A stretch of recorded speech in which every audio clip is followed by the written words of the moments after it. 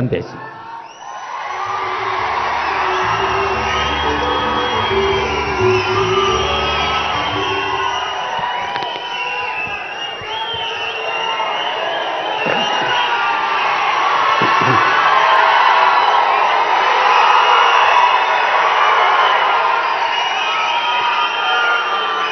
ఎక్కడ కళాకారులు గౌరవించబడతారో సన్మానించబడతారో ఆ రాజ్యం సుభిక్షంగా ఉంటుంది, చల్లగా ఉంటుంది అన్నది మన పెద్దలు చెప్పిన మాట. ఈ రోజున ఈ పౌర సన్మాన సభ చూస్తుంటే, ఇంతమంది వేల మంది తరలి వచ్చేటువంటి సభ చూస్తుంటే, ఇంత పద్మ పురస్కారాలతో ఇంతమంది కళాకారులకు గొప్ప వ్యక్తులకు ఇక్కడ సన్మానం జరుగుతుంటే నాకు అది అక్షర సత్యం అనిపిస్తుంది. అలాగా అది గుర్తుకొచ్చేలాగా ఉన్నటువంటి ఈనాటి ఈ సభ తెలంగాణ రాష్ట్ర ప్రభుత్వం పద్మ అవార్డు గ్రహీతలకు ఇలా గౌరవిస్తున్న ఈ సభలో ముఖ్య అతిథిగా విచ్చేసినటువంటి మా మిత్రులు గౌరవనీయులు శ్రీ రేవంత్ రెడ్డి గారికి, మరొక సోదర సమానులు ఉప ముఖ్యమంత్రి బట్టి విక్రమార్క గారికి, ఈనాటి ఈ సభాధ్యక్షులు జూపల్లి కృష్ణారావు గారికి, మా సినిమాటోగ్రఫీ మినిస్టర్ కోమటిరెడ్డి వెంకటరెడ్డి గారికి, మరొక మిత్రులు మంత్రివర్యులు పొంగులేటి సుధాకర్ గారికి, శ్రీనివాస్ గారికి, ఇక ఇతర పెద్దలకు, అలాగే సిఎస్ చీఫ్ సెక్రటరీ శాంతకుమార్ గారికి, ఇతర అధికారులకు, ముఖ్యంగా ఈ సభ ఇంత నిండుదనంగా ఇంత హుందాగా ఉంది అంటే కారణం తెలుగుదనానికి, తెలుగు వేష భాషలకి తరం తీసుకొచ్చి తెలుగుదనానికి నిలువెత్తు నిదర్శనంగా నిలబడి ఉండేటటువంటి గొప్పవారు, మేము ఆరాధించేవాళ్ళు మన మాజీ ఉపరాష్ట్రపతి శ్రీ వెంకయ్య నాయుడు గారికి, ఇక్కడ విచ్చేసినటువంటి ఆహ్వానితులకు, కళాభిమానులకు, సినీ అభిమానులకు, నా అభిమానులకు అందరికీ హృదయపూర్వక నమస్కారాలు తెలియజేసుకుంటాను.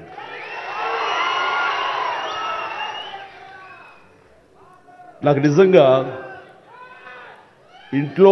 మా ఇంట్లో అడిగారు, పద్మ విభూషణ్ అవార్డు అనౌన్స్ చేయగానే చాలా ఆనందంగా, ఎంత ఆనందపడుతున్నారు ఏంటంటే, నిజంగా పద్మభూషణ్ అవార్డు వచ్చినప్పుడు నాకు ఉన్న ఆనందం అంతా ఇంత కాదు.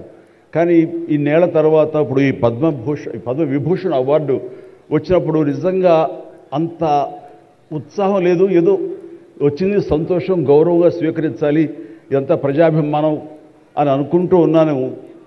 కానీ ఆ తర్వాత తరలి వచ్చేటువంటి వివిధ ప్రాంతాల నుంచి మనుషులు కానివ్వండి, వ్యక్తులు, అభిమానులు, సినిమా పరిశ్రమ నుంచి కానివ్వండి, రకరకాల అసోసియేషన్స్ కానివ్వండి, అలా ఎంతోమంది రాజకీయ ప్రబుద్ధులు కానివ్వండి, అందరూ గత వారం రోజులుగా ఎడతెరిపి లేకుండా వాళ్ళు ప్రశంసలు కురిపిస్తున్నారంటే ఆ ఆనందం ద్విగుణీకృతమైంది. ఎంతో ఉద్వేగానికి, ఎంతో ఇదిగా అయ్యింది. అవార్డు ఇవ్వని అభిమానం, అవార్డు ఇవ్వని ఉత్సాహం, ప్రోత్సాహం మీ కరతాళ ధ్వనుల ద్వారా, మీ ప్రశంసల ద్వారా ప్రతి ఒక్కళ్ళు మనసారా ఆశీర్వదిస్తుంటే, చాలు ఈ జన్మ, ఇది పూర్వజన్మ సుకృతం, ఎప్పుడో చేసుకున్న పుణ్యఫలం, మా అమ్మానాన్నలు వాళ్ళకి జన్మించేందుకు వాళ్ళు చేసిన పుణ్యఫలం నాకు ఈ విధంగా సంక్రమించిందంటూ నేను నిజంగా మనసు స్పందించి అలా భావిస్తాను. అదే మీ ముందు ఉంచుతున్నాను. ఇక నాకు తెలిసి ప్రప్రథమంగా అవార్డులు అనౌన్స్ చేసిన వెంటనే ఒక ప్రభుత్వం స్పందించి వారికి ఈ రకంగా సన్మానం చెయ్యాలి అనే భావం రావటం అన్నది బహుశా ఎప్పుడు జరగలేదు. ఇదే మొట్టమొదటిసారి జరిగింది. దానికి ప్రధానమైన కారణం యువకులు, డైనమిక్ లీడర్ మన ముఖ్యమంత్రి రేవంత్ రెడ్డి గారు, అలాగే వాళ్ళ సహచర మంత్రి వర్యులు వీళ్ళందరూ అనుకుని ఒక్కడిగా అనుకుని స్పందించిన మనసుతోటి మన వాళ్ళని మనం గౌరవించుకోకపోతే ఎలాగ గౌరవించుకోవాలి అంటూ అన్నది నిజంగా చెప్తాను. సభాముఖంగా వారికి నా హృదయపూర్వక ధన్యవాదాలు తెలియజేస్తాను. అంటే సన్మానాలకి ఇక్కడ నేను కానీ మన వెంకయ్యనాయుడు గారు కానీ ఇతర పద్మ అవార్డీస్ కానీ ఎవరు కొత్త ఏం కాదు. వాళ్ళు రకరకాలుగా విధాలుగా వాళ్ళు సన్మానించబడుతూ ఉంటారు. కానీ సరిగ్గా ఇలాంటి సమయంలో ప్రభుత్వం ముందుకు రావడం అన్నది వారు ఈ కళాకారులకి కళలకి వారు ఇస్తున్న ప్రాముఖ్యతకి నిజంగా మనస్సు స్పందించి నేను నా అభినందనలు తెలియజేస్తున్నాను. ఇందులో భాగంగా నిన్న మొన్న ముఖ్యమంత్రి గారు అనౌన్స్ చేశారు. ఇక్కడ నంది అవార్డ్స్ అనేవి ఒకప్పుడు ఇస్తూ వచ్చాము. నంది అవార్డ్స్ అనేది తర్వాత అదేదో గత చరిత్రలాగా అయిపోయి మాకు అందరికీ చిన్న డిసప్పాయింట్మెంట్ ఉంది అటు ఇరు రాష్ట్రాల్లో కూడా. అరే కళాకారులు ఇంత నెగ్లెక్ట్ చేస్తున్నారు, ఇంత నిర్లక్ష్యపరుస్తున్నారు, ఎందుకు ఉత్సాహపరచట్లేదు? అది పెద్ద గొప్ప విషయం కూడా కాదు అది. అండ్ అది ఇస్తే కనుక చాలామంది చాలా ఉత్సాహం ఉంటుంది. ఆ ప్రోత్సాహంతో మరింత ముందుకెళ్తారు.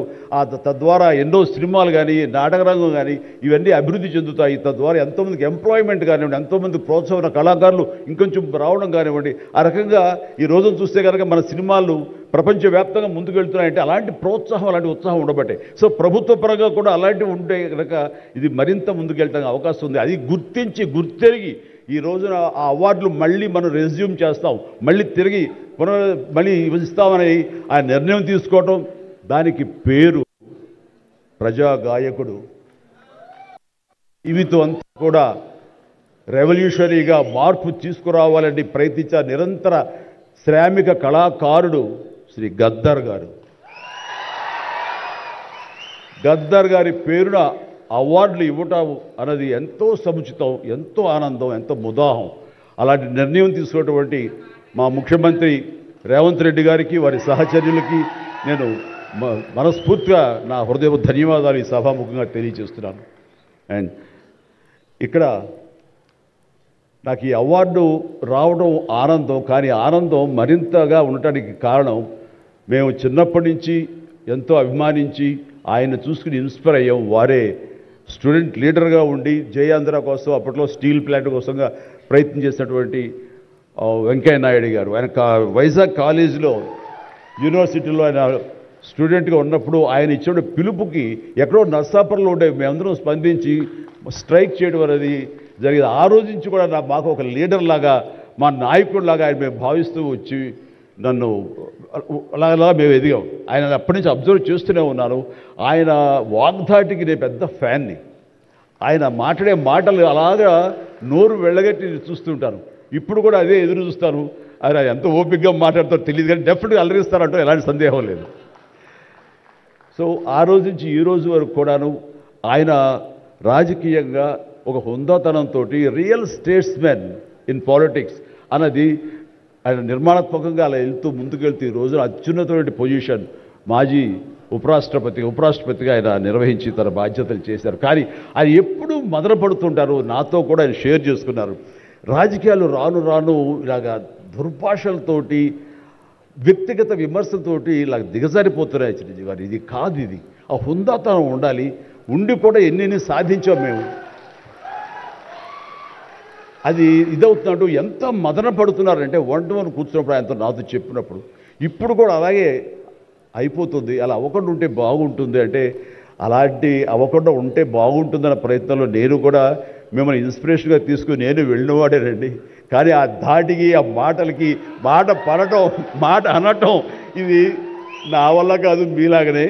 కాబట్టి నేటి రాజకీయాల్లో మనం అన్ఫిట్ అంటారా, లేకపోతే మనలాంటి వాళ్ళు ఇలాగా ఎగైన్ ప్రతిసారి ప్రతి చోటని చెబుతూ ఉంటే ప్రజలు వాళ్ళు మోటివేట్ అయ్యి అలా దుర్భాషలాడి రాజకీయంగా వ్యక్తిగతంగా విమర్శ చేసే వాళ్ళని కానీ తిప్పి కొట్టగలిగితే ఖచ్చితంగా మీరనుకున్నది నేను అనుకున్నది జరిగి తీరుతుందండి. ఒక వాజ్పేయి గారు ఆ రోజుల్లో స్టేట్స్మెన్ అంటారు. ఆయనలాగా మళ్ళీ అంత హుందాతనం మళ్ళీ మనం ఈ రోజున మనం వెంకయ్యనాయుడు గారిలో చూస్తున్నాం. అయితే ఆయన రాజకీయంగా కొంచెం విశ్రమించారు కాబట్టి ఈ రోజున ప్రజలే ఆలోచించుకోవాలి. అలాగా నోరు జారే వాళ్ళని దుర్భాషలాడుతూ వ్యక్తిగత విమర్శలు చేసేవాళ్ళని తిప్పికొట్టే విధంగా నిర్ణయించే శక్తి మీకే ఉన్నది, మీరే నిర్ణయించుకోవాలని చెప్తున్నాను. ఈ రోజున రకరకాల రంగాలకు సంబంధించినటువంటి గొప్ప గొప్ప వ్యక్తులు వాళ్ళు నాకు గుర్తింపు వస్తుందా రాదా అని కాదు, అది వాళ్ళ ఇంట్రెస్ట్ కొద్ది. ఈ రోజున ఇక్కడ ఒక్కొక్కడు శిల్పకళాకారులు ఉన్నారు, అలాగే కొన్ని art forms of village rural సంబంధించిన వాళ్ళు ఉన్నారు, సమయ గారు ఇట్లాగా అలాగే రకరకాల కవులు ఉన్నారు. వీళ్ళందరూ కూడాను ఆ పని చేసుకుంటూ వెళ్ళిపోయి అదే మా జీవితం, అదే మా ధ్యేయం అంటూ అలా ముందుకు వెళ్ళిపోయే దీంట్లో ఈ రోజున ప్రభుత్వాలు గుర్తించి వాళ్ళకి పద్మశ్రీ అవార్డులు ఇవ్వటం అన్నది, పద్మ అవార్డుతో గౌరవించుకోవడం అన్నది ఈ సందర్భంగా నేను వాళ్ళ గుర్తించినటువంటి భారత కేంద్ర ప్రభుత్వానికి నేను మనస్ఫూర్తిగా నా అభినందనలు తెలియజేస్తాను, నా సంతోషాన్ని వ్యక్తపరుస్తాను. దీనికి మరీ ముఖ్యంగా మన ప్రియతమ నరేంద్ర మోడీ గారు ప్రధానమంత్రి, ఆయన దీన్ని గుర్తించి అలాగా ఇవ్వడం జరిగింది. ఇక్కడ ఒక విషయం చెప్పొచ్చో చెప్పకూడదో తెలియదు కానీ ఒక విషయం చెప్తాను. మధ్యాహ్నం నాకు అవార్డు మీకు ఇవ్వాలనుకుంటున్నాము, మీకు మీ కన్ఫర్మేషన్ కానీ మీ యొక్క ఆమోదం మాకు తెలియాలంటూ హోమ్ డిపార్ట్మెంట్ నుంచి ఫోన్ ఇచ్చినప్పుడు ఒక షాకు లోన్ అయ్యాను. అప్పటికి ముందు నుంచి స్పెక్యులేషన్స్ ఉన్నాయి కానీ నాకు ఇవన్నీ కూడా వస్తాయి లేవో అనే దాని మీద ఎప్పుడో మీమాంస ఉండేది నాకు. వాళ్ళు చెప్పగానే సంతోషించాను. సో ఈవినింగ్ ఎన్నింటికి వస్తుందని వాళ్ళు 6-7 o'clock వస్తుంటే అప్పటి నుంచి అలా టీవీలు ముందు కూర్చున్నాను. సో కొంతసేపు చూసేసరికి రాలేదు ఆ వచ్చినాయి అని గబగబా నేను సర్దుకొని కూర్చుంటే ముందు పద్మశ్రీ అవార్డులు ఒక 34-36 వచ్చినాయి. ఆ తర్వాత నెక్స్ట్ మందే కదా అనుకుంటూ అందరూ సర్దుగా రెండు పిల్లలు గొడవ చేయకుండా కూర్చోండి రే ఇష్యూగా నా పేరు వస్తుంది అంటూ కూర్చాను. అరగంట అయింది రాలేదు, గంట అయింది రాలేదు, గంటన్నర అయింది. ఓరి బాబు ఏంటిది, ఏదైనా తిరిగి ఏమైనా మారుస్తారా, మనకి వచ్చే అవకాశం లేదని చిన్న మీమాంసలో ఉన్నారు. ఆ తర్వాత వచ్చిందనుకోండి. ఆ తర్వాత ఇదే డౌట్ నేను మన వెంకయ్యనాయుడు గారి ఇంటికి వెళ్ళి నేను ఆయన గౌరవంగా ఆయన సన్మానించుకున్నప్పుడు ఆయన ముందు చెబితే ఇదంతా కూడా నరేంద్ర మోడీ గారు ఒక ఆలోచన అండి. పద్మశ్రీ అవార్డులు చాలా బడుగు బలహీన వర్గాలకు సంబంధించినటువంటి చిన్న స్థాయి కళాకారులకి వచ్చింది. ఒకేసారి వెంకయ్యనాయుడు గారి పేరు, చిరంజీవి పేరు, పద్మ సుబ్రహ్మణ్యం పేరు, వైజయంతిమాల బాలి పేరు వస్తే కనుక అది సుస్పష్ట, అది ప్రముఖంగా వేసేస్తారు. అలా వేసినప్పుడు వీళ్ళ గురించి ఎవరు చెప్పుకుంటారు? కాబట్టి వీళ్ళ గురించి చెప్పుకోవాలి అంటే గంటన్నర టైం మధ్యలో గ్యాప్ ఇవ్వండి. గంటన్నర వరకు వాళ్ళ గురించి చర్చ జరుగుతుంది. వాళ్ళు ఎవరు అంటారు, ఇక్కడ సమ్మయ్య ఎవరు, ఆచార్య గారు ఎవరు, ఇలా పేర్లని చెప్పుకుంటూ వాళ్ళ గురించి ఆలోచిస్తారు, చర్చించుకుంటారు. వాళ్ళకి గుర్తింపు వస్తుంది. అది రిజిస్టర్ అయిన తర్వాత దెన్ చిరంజీవి వెంకయ్యనాయుడు గారు నాకు ఇష్టం అన్నారు. అది నిజంగా గొప్ప ఆలోచన, గొప్ప ఇది. వారి గురించి తెలుసుకున్న తర్వాత నాకు నరేంద్ర మోడీ గారి మీద గౌరవం మరింత పెరిగింది ఆయన ఆలోచించి.